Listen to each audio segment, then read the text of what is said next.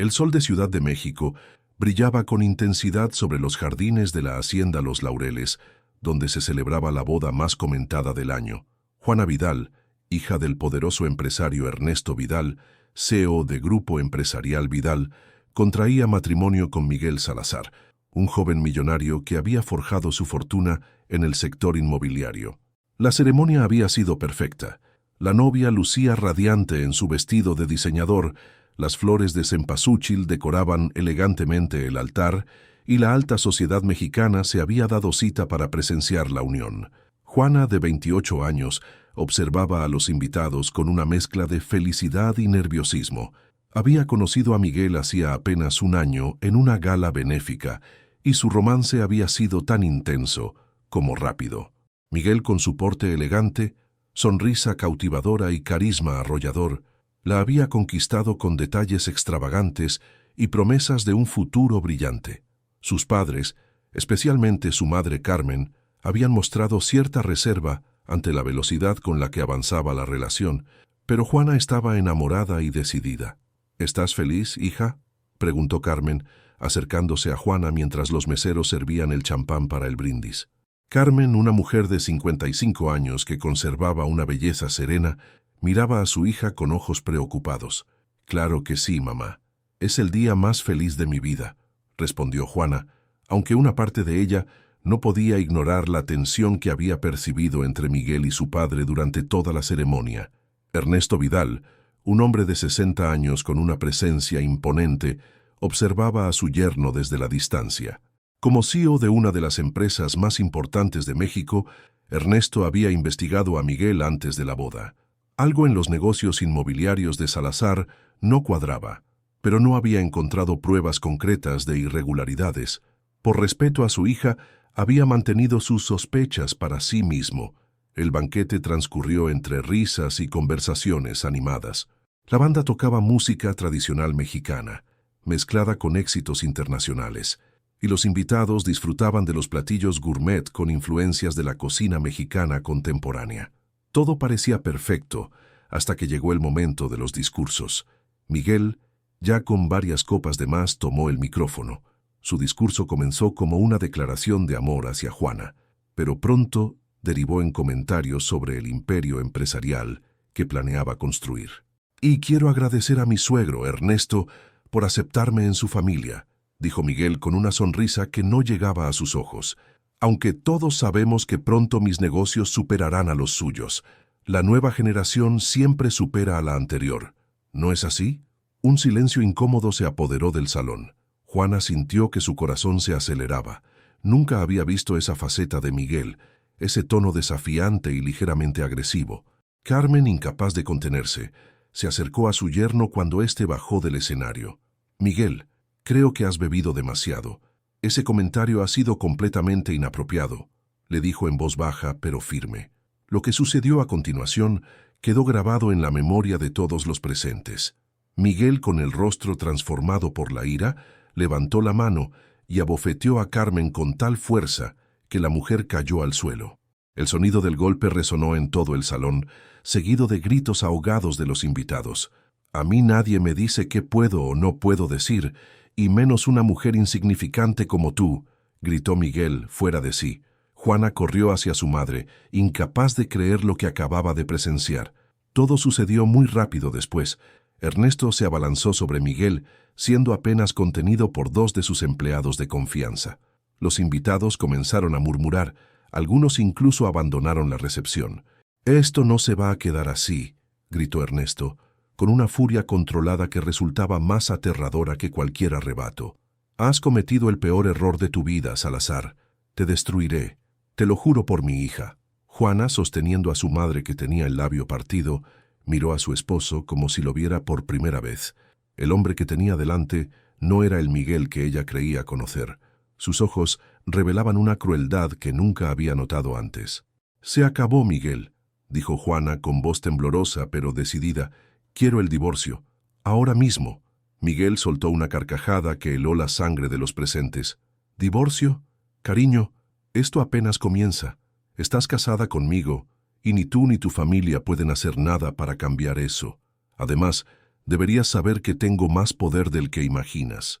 Mientras los paramédicos atendían a Carmen y la seguridad de la hacienda escoltaba a Miguel fuera del lugar, Juana sintió que su mundo perfecto se desmoronaba.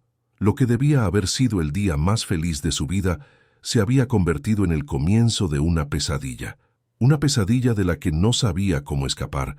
3 días después del desastroso final de la boda, Juana permanecía encerrada en la casa de sus padres en las lomas de Chapultepec, uno de los barrios más exclusivos de Ciudad de México.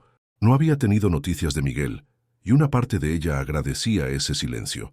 Su madre se recuperaba lentamente del golpe, más afectada emocionalmente que por el daño físico. Ernesto Vidal, por su parte, se había encerrado en su despacho desde el incidente. Solo salía para hacer llamadas telefónicas en privado o para reunirse con personas que llegaban discretamente a la casa. Juana sabía que su padre estaba tramando algo, pero no se atrevía a preguntar. Aquella mañana, mientras desayunaba con su madre en la terraza que daba al jardín lleno de bugambilias y jacarandas, Juana finalmente decidió enfrentar la situación. «Papá está planeando algo contra Miguel, ¿verdad?», preguntó, revolviendo su café sin probarlo.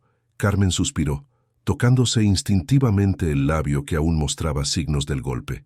«Tu padre es un hombre que nunca olvida una ofensa, y lo que Miguel hizo fue imperdonable. Pero tengo miedo de lo que pueda pasar», confesó Juana. «No conozco realmente a Miguel. El hombre que vi en la boda era un completo extraño para mí». En ese momento, Ernesto entró en la terraza. Vestía impecablemente como siempre, pero las ojeras bajo sus ojos revelaban que apenas había dormido.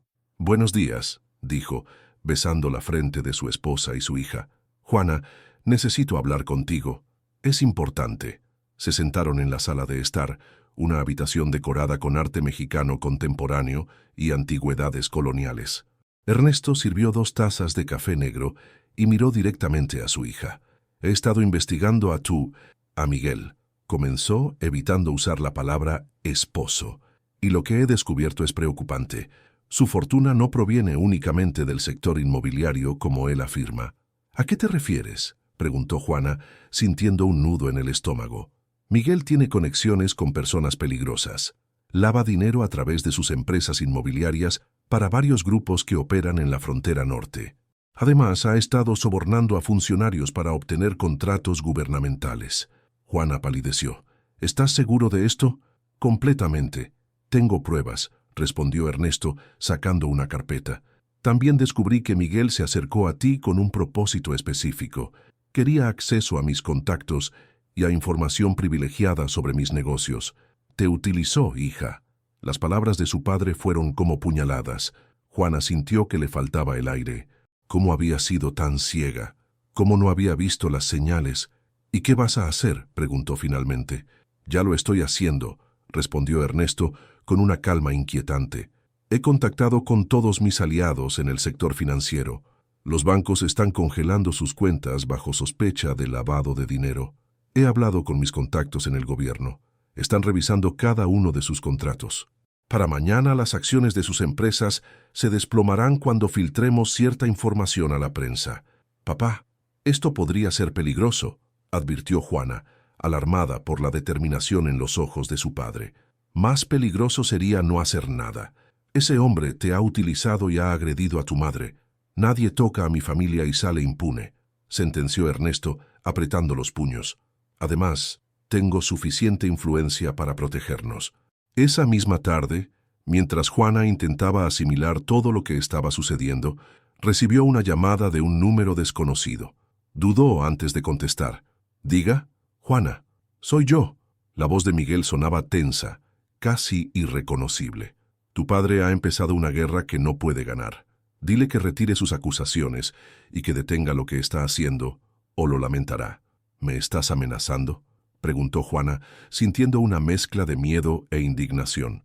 «Después de lo que hiciste en la boda, después de golpear a mi madre, ¿tienes el descaro de amenazarnos?». «Ese golpe no fue nada comparado con lo que puede suceder», respondió Miguel con frialdad. «Tu padre no sabe con quién se está metiendo. Tengo amigos poderosos que no dudarán en intervenir». «¿Quién eres realmente, Miguel?», preguntó Juana con la voz quebrada. «Creí que te conocía, que te amaba». Hubo un silencio al otro lado de la línea. Cuando Miguel volvió a hablar, Su tono había cambiado, volviéndose casi nostálgico. Podríamos haber tenido todo, Juana. Realmente me gustabas, ¿sabes? No todo fue fingido, pero los negocios son los negocios, y tu padre acaba de declarar una guerra que destruirá a tu familia. La llamada se cortó, dejando a Juana con una sensación de vacío. Inmediatamente fue a buscar a su padre para contarle sobre la amenaza, pero Ernesto parecía haberla anticipado. «Ya he reforzado la seguridad de la casa y de la empresa», le aseguró. «Miguel está desesperado porque sabe que lo tengo acorralado. Mañana, cuando la prensa publique lo que sabemos sobre sus negocios, será el principio del fin para él». Al día siguiente, tal como Ernesto había predicho, los titulares de los principales periódicos económicos de México anunciaban la caída en picada de las acciones de las empresas de Miguel Salazar, empresario vinculado a operaciones de lavado de dinero. Autoridades investigan a magnate inmobiliario por corrupción. Eran algunos de los titulares. Juana observaba todo desde lejos, con una mezcla de horror y alivio. En solo una semana, su vida había dado un giro completo, del sueño de un matrimonio perfecto a una pesadilla de engaños y venganza, y lo peor era que intuía que esto apenas comenzaba. Una semana después del escándalo mediático, la situación había escalado a niveles insospechados. Las empresas de Miguel se desplomaban en la bolsa, sus socios comerciales lo abandonaban uno tras otro, y circulaban rumores de que estaba siendo investigado por la Fiscalía General de la República. Ernesto Vidal había cumplido su promesa. Estaba destruyendo sistemáticamente el imperio de su yerno. Juana, mientras tanto, intentaba mantener un perfil bajo. Había iniciado los trámites de divorcio, aunque su abogado le había advertido que sería un proceso complicado dadas las circunstancias. La prensa la acosaba constantemente, intentando conseguir declaraciones sobre el escándalo que involucraba a su esposo y a su padre. Aquella tarde de viernes, Juana decidió visitar las oficinas de Grupo Empresarial Vidal en la Torre Reforma, uno de los rascacielos más emblemáticos de la Ciudad de México. Necesitaba hablar con su padre sobre los avances del divorcio y además sentía la necesidad de salir de casa, donde el ambiente se había vuelto asfixiante. Al llegar al piso ejecutivo, notó algo extraño. Los empleados la miraban con una mezcla de curiosidad y lástima, y algunos incluso evitaban su mirada. La secretaria de su padre pareció sorprendida al verla. «Señorita Juana, no esperábamos su visita hoy», dijo la mujer visiblemente nerviosa. «Su padre está en una reunión muy importante. Me pidió que no lo interrumpiera bajo ninguna circunstancia». «¿Con quién está reunido?», preguntó Juana, intrigada por el comportamiento de la secretaria. Con unos inversionistas extranjeros», respondió la mujer, evitando mirarla directamente a los ojos. Juana sabía que la secretaria estaba mintiendo. Después de años viendo a su padre hacer negocios, había aprendido a detectar cuando algo no cuadraba. Sin esperar más explicaciones, se dirigió al despacho de Ernesto. «Señorita Juana, por favor», exclamó la secretaria, intentando detenerla sin éxito. Al abrir la puerta del despacho, Juana se quedó paralizada. Su padre no estaba reunido con inversionistas extranjeros. Estaba con dos hombres de aspecto intimidante, que reconoció inmediatamente de las noticias, Joaquín Méndez y Raúl Ortega, conocidos empresarios que, según los rumores, tenían conexiones con cárteles de la droga. «Papá», la voz de Juana apenas era audible. Ernesto se giró sorprendido por la interrupción. Su rostro palideció al ver a su hija. «Juana, esto no es lo que parece», dijo, haciendo un gesto a los dos hombres para que se retiraran. «Hablamos después, señores». Los hombres salieron del despacho sin decir palabra, pero uno de ellos, Joaquín Méndez, le dirigió a Juana una mirada que la hizo estremecer. «¿Qué estás haciendo, papá?», preguntó Juana cuando se quedaron solos. «¿Por qué estabas reunido con esos hombres? ¿No son los mismos que, según tú, tienen conexiones con actividades ilícitas?». Ernesto se pasó una mano por el rostro, visiblemente cansado. «Es complicado, hija. Estoy haciendo lo necesario para proteger a nuestra familia».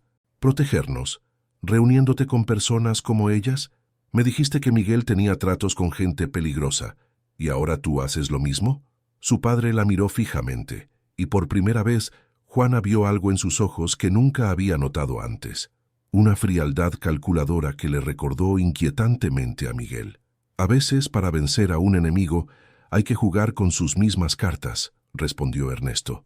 Miguel tiene aliados poderosos. Necesitaba asegurarme de que nosotros también los tuviéramos.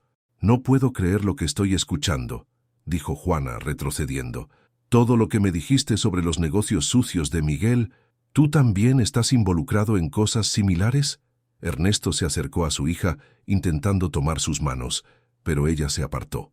Escúchame, Juana. El mundo de los negocios en México es complicado.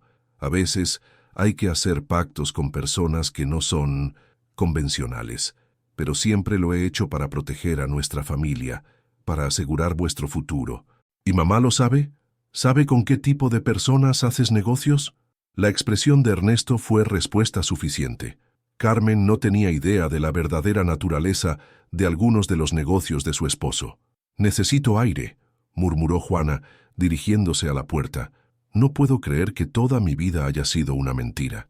Salió del despacho y del edificio como si estuviera huyendo. Las calles de Ciudad de México nunca le habían parecido tan hostiles como en ese momento. No sabía a dónde ir. No podía volver a casa, donde su madre vivía en una burbuja de ignorancia. No podía confiar en su padre, quien aparentemente no era muy diferente de Miguel. Se sentía completamente sola. Caminando sin rumbo, llegó al Parque Chapultepec, uno de sus lugares favoritos desde niña. Se sentó en un banco frente al lago, observando a las familias que paseaban ajenas a su drama personal. Fue entonces cuando notó que alguien se sentaba a su lado. «Te ves perdida», dijo una voz familiar.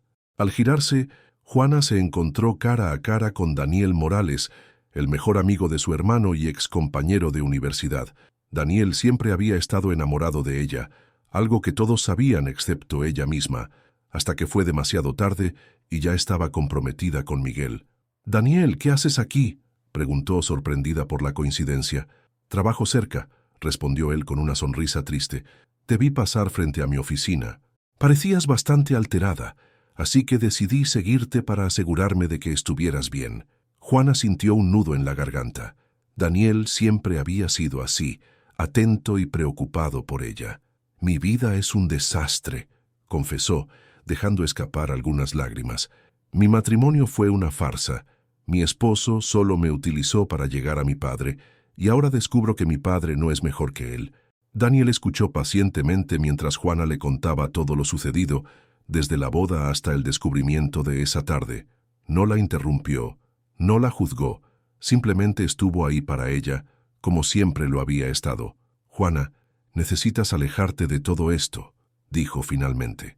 «Tanto Miguel como tu padre están jugando un juego peligroso. Si las cosas se complican, podrías salir lastimada». «¿Pero dónde voy a ir? No puedo abandonar a mi madre». Daniel pensó por un momento. «Tengo un amigo que tiene una casa en Valle de Bravo. Podrías quedarte allí mientras decides qué hacer. Es un lugar tranquilo, lejos de la ciudad y de toda esta locura». La oferta era tentadora. Alejarse de todo, tener tiempo para pensar, para reorganizar su vida. ¿Y mi madre? No puedo dejarla con mi padre ahora que sé la verdad. «Habla con ella», sugirió Daniel. «Tal vez ella sepa más de lo que crees. Y si no, merece saber la verdad sobre su esposo, igual que tú merecías saber la verdad sobre Miguel». Mientras regresaban caminando hacia la salida del parque, Juana sintió que su teléfono vibraba. Era un mensaje de un número desconocido. Al abrirlo, su sangre se heló. Era una foto de ella y Daniel en el parque, tomada hace apenas unos minutos, con un mensaje que decía: «Cuidado con quien confías. No todos son lo que parecen». Juana miró a su alrededor, buscando a quien podría haber enviado el mensaje, pero no vio a nadie sospechoso entre la multitud de visitantes del parque. «¿Qué sucede?», preguntó Daniel, notando su inquietud. Juana le mostró el mensaje. «Alguien nos está vigilando». Los días siguientes fueron un torbellino para Juana. Siguiendo el consejo de Daniel, había hablado con su madre sobre sus descubrimientos. Para su sorpresa, Carmen no parecía tan impactada como ella esperaba. «Siempre he sabido que tu padre tiene tratos con personas cuestionables», confesó Carmen mientras preparaba té en la cocina de la casa de Daniel, donde se habían refugiado temporalmente.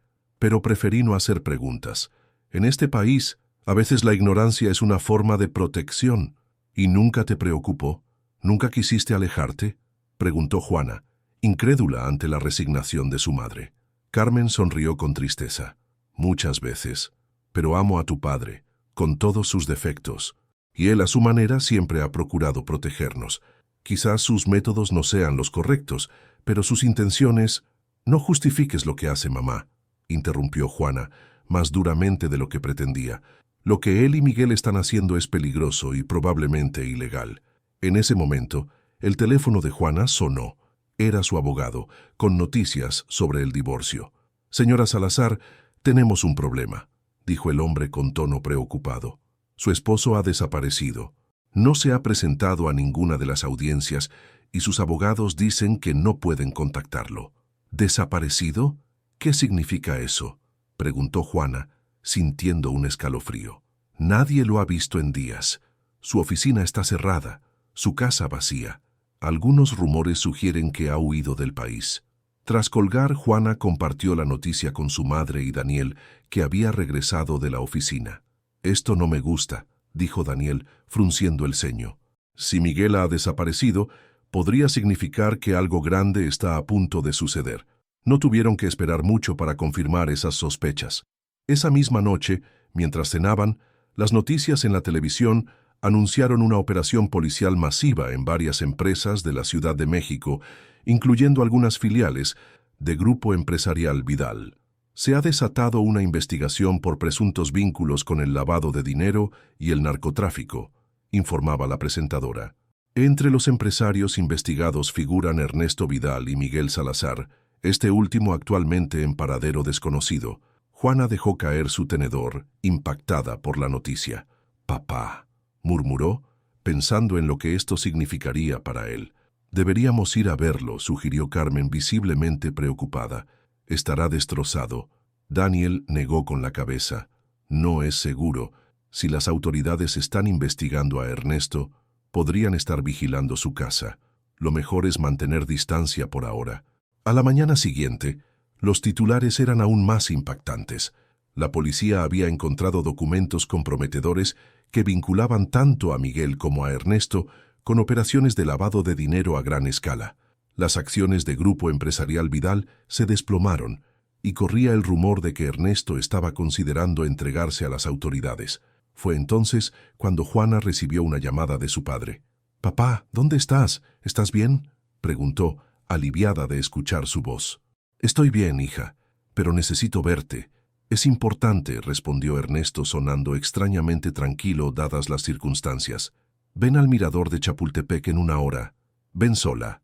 A pesar de las advertencias de Daniel y su madre, Juana decidió acudir a la cita.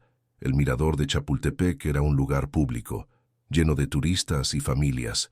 Si su padre había elegido ese lugar, debía ser porque consideraba que era seguro. Al llegar encontró a Ernesto sentado en un banco, contemplando el paisaje de la ciudad. Parecía más viejo y cansado que nunca. «Gracias por venir», dijo cuando Juana se sentó a su lado. «Tenía miedo de que no lo hicieras». «¿Qué está pasando, papá? Los noticieros dicen que estás siendo investigado, que hay pruebas contra ti». Ernesto suspiró profundamente. «Todo es cierto, Juana. He cometido errores, muchos errores. Pero lo que más lamento es haberte expuesto a ti y a tu madre a todo esto». «¿Dónde está Miguel? ¿Tú sabes algo?». Su padre negó con la cabeza. «Creemos que ha huido a Sudamérica. Sus contactos allí lo protegerán, al menos por un tiempo». «¿Creemos? ¿Quiénes?», preguntó Juana confundida. «Yo y algunas personas con las que he hecho tratos», respondió Ernesto, evitando dar nombres. «Personas que ahora me han dado la espalda. Miguel tenía razón en una cosa. Desaté una guerra que no podía ganar». Juana sintió que las lágrimas brotaban de sus ojos. Ver a su padre, siempre tan fuerte y seguro, ahora derrotado y vulnerable, era más de lo que podía soportar. «¿Qué vas a hacer ahora?». «Me entregaré a las autoridades», respondió con resolución. Negoció un acuerdo con la fiscalía.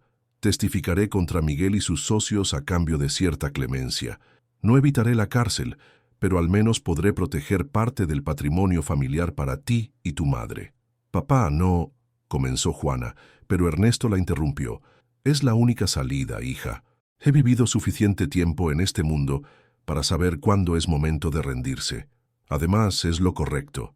He hecho cosas de las que no estoy orgulloso, y es hora de afrontar las consecuencias.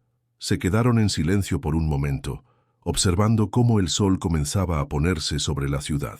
A lo lejos, las luces comenzaban a encenderse, creando un paisaje urbano que parecía ajeno a los dramas humanos que se desarrollaban dentro de él. «Quiero que cuides de tu madre», dijo finalmente Ernesto, «y que rehagas tu vida. Eres joven, inteligente, fuerte. Este escándalo pasará, y tú encontrarás tu camino». «¿Y si ese camino me lleva lejos de aquí?», preguntó Juana, pensando en las conversaciones que había tenido con Daniel sobre la posibilidad de mudarse a otra ciudad, incluso a otro país, para empezar de nuevo. «Entonces lo seguirás, con mi bendición», respondió su padre con una sonrisa triste. A veces necesitamos alejarnos de nuestras raíces para encontrarnos a nosotros mismos. 3 meses después, Juana observaba el Océano Pacífico desde el balcón de un pequeño apartamento en Puerto Vallarta. A su lado, Daniel preparaba café en la cocina abierta. Habían decidido mudarse a esta ciudad costera después de que Ernesto se entregara a las autoridades y comenzara un mediático juicio que aún ocupaba los titulares de la prensa nacional. Miguel seguía prófugo, aunque los rumores indicaban que había sido visto en Colombia. Las empresas de Ernesto habían sido intervenidas, pero gracias al acuerdo con la Fiscalía, Carmen había podido conservar la casa familiar y algunos activos que aseguraban su estabilidad económica. Juana había encontrado trabajo como profesora en una universidad local, lejos del mundo empresarial en el que había crecido. La vida era más sencilla ahora, pero también más auténtica. Las heridas aún estaban frescas, pero comenzaban a sanar. «¿En qué piensas?», preguntó Daniel, entregándole una taza de café. «En lo rápido que puede cambiar la vida», respondió ella, aceptando la bebida. «Hace 6 meses estaba casándome con un hombre que creía amar, y ahora estoy aquí empezando de nuevo».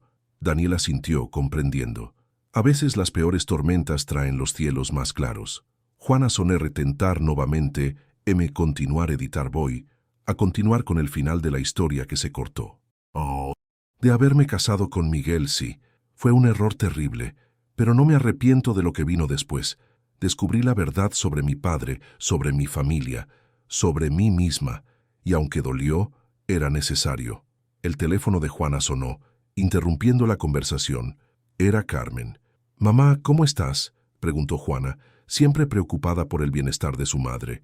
«Bien, hija. Acabo de salir de visitar a tu padre», respondió Carmen. Las visitas a la prisión se habían convertido en una rutina para ella. A pesar de todo, seguía amando a Ernesto. «Tiene noticias. La policía de Colombia ha detenido a Miguel. Lo extraditarán a México en los próximos días». Juana sintió que su corazón se aceleraba. La noticia de la captura de Miguel traía a la superficie emociones que creía haber superado. «¿Cómo te sientes con eso?», preguntó Daniel cuando ella le compartió la noticia. «No lo sé», confesó Juana. «Una parte de mí quiere verlo enfrentar las consecuencias de sus actos. Otra parte preferiría olvidar que alguna vez existió». Daniel tomó su mano con gentileza. «No tienes que decidirlo ahora. Sea cual sea tu elección, estaré aquí para apoyarte». Los días siguientes transcurrieron con una extraña normalidad. Juana daba sus clases, paseaba por la playa, compartía momentos con Daniel. Pero la sombra de Miguel, ahora más presente que nunca con la noticia de su extradición, se cernía sobre ella. Una semana después, mientras revisaba las noticias en su tablet durante el desayuno, un titular captó su atención. «Miguel Salazar ofrece testificar contra importantes figuras del narcotráfico a cambio de reducción de pena». «Va a hacer lo mismo que mi padre», murmuró Juana. «Sacrificar a otros para salvarse a sí mismo». Daniel, que preparaba el desayuno, se acercó para leer la noticia. «Es el juego del poder. Todos se traicionan cuando las cosas se ponen difíciles». Esa misma tarde, Juana recibió una llamada inesperada. Era su abogado. «Señora Vidal, disculpe la molestia. Miguel Salazar ha solicitado verla antes de su audiencia preliminar. Dice que tiene información importante que compartirle, algo que solo puede decirle en persona». Juana sintió un escalofrío. «¿Verlo? ¿Por qué querría yo verlo después de todo lo que ha hecho?». «No lo sé», respondió el abogado, «pero insiste en que es crucial, algo relacionado con su padre, según mencionó». Tras colgar, Juana se debatió internamente. Debía ver a Miguel. ¿Qué información tan importante podría tener? ¿Y si era solo una trampa, una última jugada desesperada? No tienes que ir, le aseguró Daniel cuando le contó sobre la llamada. Lo que sea que tenga que decir puede decirlo a través de los abogados. Pero Juana sabía que necesitaba cerrar ese capítulo de su vida. Necesitaba mirar a Miguel a los ojos una última vez, no como la joven enamorada e ingenua que había sido, sino como la mujer fuerte en la que se había convertido. 2 días después, Juana entró en una sala de visitas de la prisión federal en Ciudad de México. Miguel ya estaba allí, sentado al otro lado de una mesa metálica con las manos esposadas. Se veía demacrado, muy diferente del hombre elegante y seguro que había conocido. «Gracias por venir», dijo él cuando Juana se sentó frente a él. «No estaba seguro de que lo harías». «Yo tampoco», respondió ella con frialdad. «¿Qué es eso tan importante que tienes que decirme?» Miguel la miró directamente a los ojos. Por un momento, Juana creyó ver un destello del hombre del que se había enamorado, pero rápidamente se desvaneció. «Tu padre no es quien crees que es», comenzó Miguel. «Sé que piensas que yo te utilicé para llegar a él, y en parte es cierto. Pero hay algo que no sabes, algo que él me hizo a mí primero». Juana se tensó. «¿De qué estás hablando?» «Tu padre arruinó a mi familia hace 15 años», explicó Miguel. «Mi padre era su socio. Tenían una empresa juntos, hasta que Ernesto lo traicionó. Lo acusó falsamente de fraude y se quedó con todo. Mi padre se suicidó por la vergüenza, y mi madre murió poco después destrozada por la pérdida». Juana sintió que le faltaba el aire. «Eso no puede ser cierto. Mi padre nunca haría algo así». «Pregúntale sobre Carlos Salazar», dijo Miguel. «Ve su reacción cuando menciones ese nombre. Todo lo que hice fue por venganza, Juana. Me acerqué a ti para destruirlo, como él destruyó a mi familia». «¿Por qué debería creerte?», preguntó Juana, aunque una parte de ella temía que Miguel estuviera diciendo la verdad. Su padre le había ocultado tantas cosas. «No tienes que creerme», respondió él. «Pero al menos ahora sabes que hay otra versión de la historia. Tu padre no es el héroe que crees, ni yo soy el villano absoluto. En este mundo, las líneas entre el bien y el mal son más borrosas de lo que nos gustaría». Juana se levantó, incapaz de seguir escuchando. «Adiós, Miguel». «Una última cosa», dijo él antes de que ella saliera. «A pesar de todo, hubo momentos en los que realmente sentí algo por ti. Quizás en otra vida, en otras circunstancias». Juana no respondió. Salió de la prisión con la mente agitada por las revelaciones de Miguel. ¿Sería cierto lo que había dicho sobre su padre, o era solo un último intento desesperado de manipularla? Al llegar a su hotel en Ciudad de México, llamó a su madre. «Mamá, ¿conociste a alguien llamado Carlos Salazar? ¿Fue socio de papá?» El silencio al otro lado de la línea fue respuesta suficiente. «Juana, hay cosas del pasado que es mejor dejar enterradas», dijo finalmente Carmen. «Necesito saber la verdad, mamá. Toda la verdad». Carmen suspiró. «Carlos Salazar fue socio de tu padre». «Sí, y lo que sucedió entre ellos no fue honorable, pero Ernesto ha pagado por sus errores. Ha perdido su libertad, su reputación, casi todo lo que construyó». Juana terminó la llamada, sintiéndose más confundida que nunca. Esa noche, mientras observaba las luces de la Ciudad de México desde la ventana de su hotel, reflexionó sobre todo lo que había ocurrido, sobre las verdades y mentiras que habían marcado su vida. Una semana después, Juana regresó a Puerto Vallarta. Daniel la esperaba en el aeropuerto, con una sonrisa cálida que iluminó su corazón. «¿Cómo te sientes?», preguntó él mientras conducía de regreso al apartamento. «En paz», respondió Juana, sorprendida de que fuera cierto.